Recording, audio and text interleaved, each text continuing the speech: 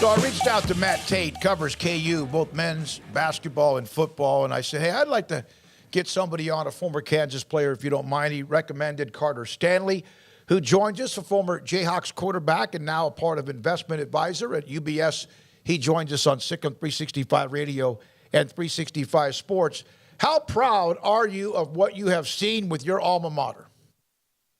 David, yeah, thanks for having me. No, it's been awesome to watch. Really encouraging. It's been great because there was a decent amount of hype. This is, coming with a grain of salt, but decent amount of hype coming into the season just based off of, the transfers that they got and, how they were able to finish the 2021 season. But, it's been so awesome to see how they've come out and executed and, winning 2 games on the road despite being down 14-0. It's been a great product. Carter, from someone who, went through the time that you did at Kansas where you guys did not win much and didn't see a lot of support from the student body and, all the basketball school talk that goes on there. What is it like to be inside that, knowing that you're trying to break through that ceiling, that you're trying to be good? Right. Yeah, no, it can definitely be tough. And there was times throughout my time there where, whether it was just one home game or maybe a stretch of a month where we really felt the fan base come behind us because we were playing well or something like that. But no, it's really going off for them right now between, people on campus showing up and, Twitter, social media is definitely excited. So no, it means a lot now that they're definitely supporting them. Carter, what's it feel like with Lance Leipold at the helm? What have you noticed as a former player in terms of how he's kind of rallied the troops, but also been able to build what has been a very successful start to this season? Just what has he been able to do that so many others weren't able to do? Really tough to say, just, not being in the facility day to day, but you just tell all those players are bought in. It's not like they're going out there every Saturday and they're just bigger, stronger, faster than the opponents. They're just playing hard. They're coachable, and no, it's been really encouraging to see. What are your thoughts about Daniels, the quarterback?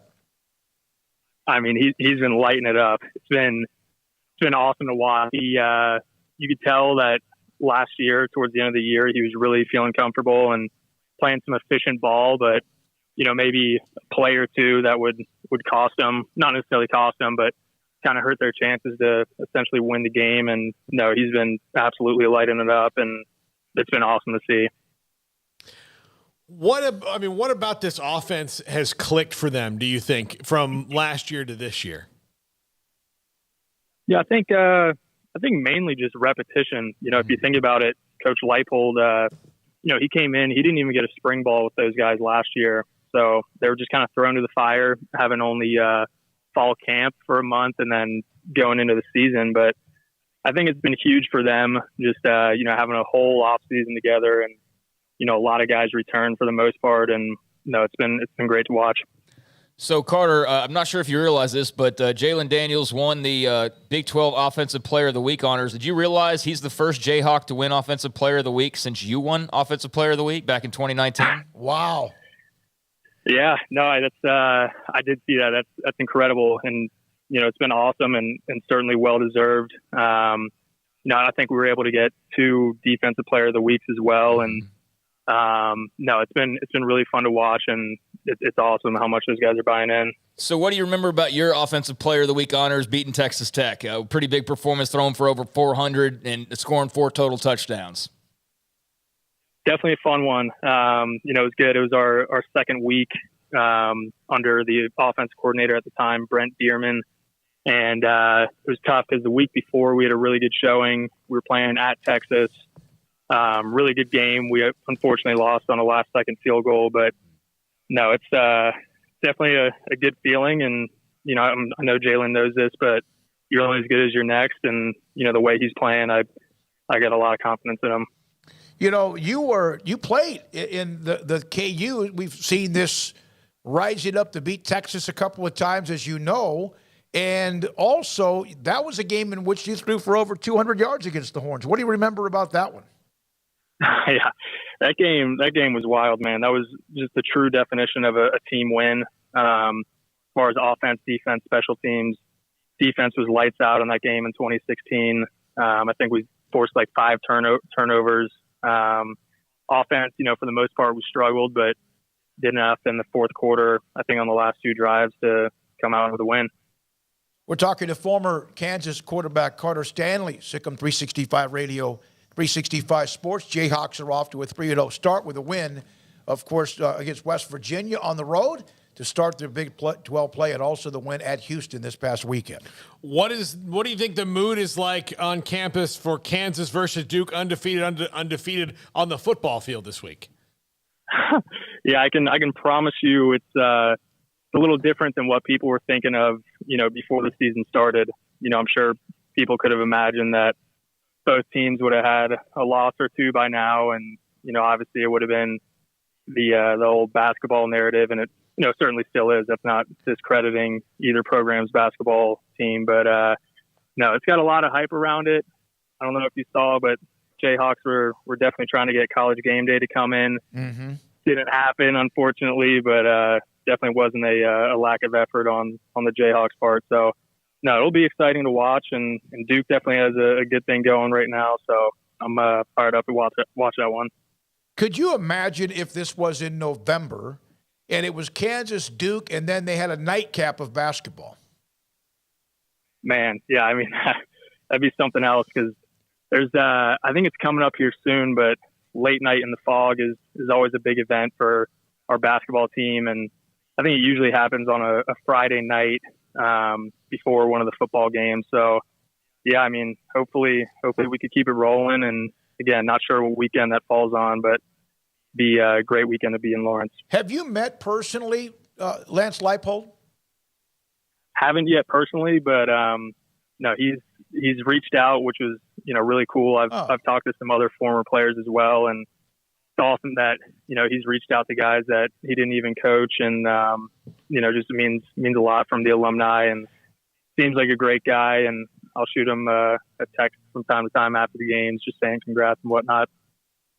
He seems to be and again, they're 3-0, and obviously they've taken care of business, but he does seem to be the perfect fit for what they needed. I don't know what that is yet, because it's early in the year and it's only his second year. But what do you see as some other maybe intangible reasons that they might be winning?